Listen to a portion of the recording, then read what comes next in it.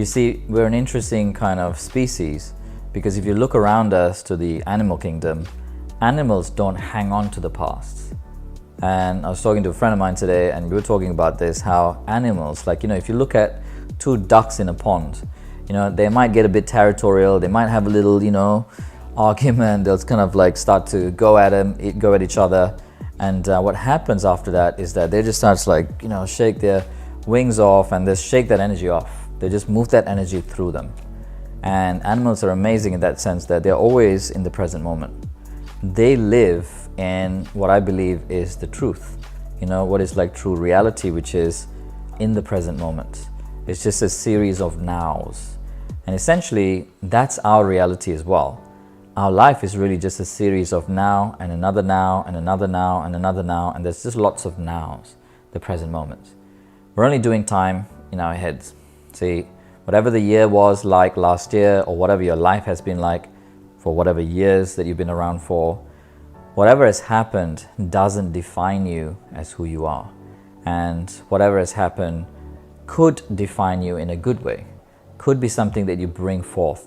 So whatever has happened, whether you've had a challenging year, whether you've been unwell, or whether you've lost loved ones in your life, whether it's been really challenging in your business, or whatever it is that you need to let go of, rather than trying to actually let go of the thing, well, one way to let go is really just to allow yourself to feel it, allow that energy to move through, just like the ducks that I talked about.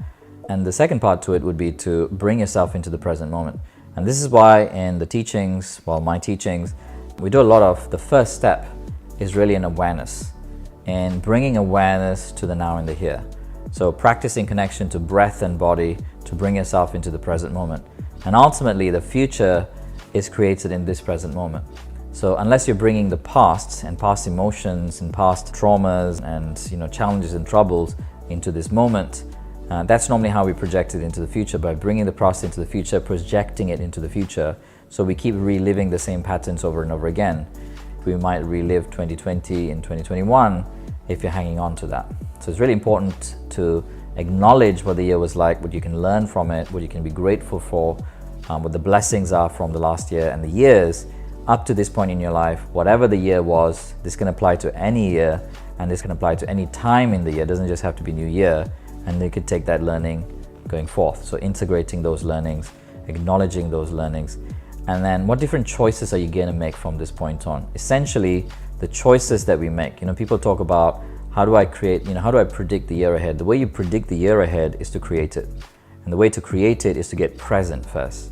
And from the present moment, being opening to what's possible for you from here on.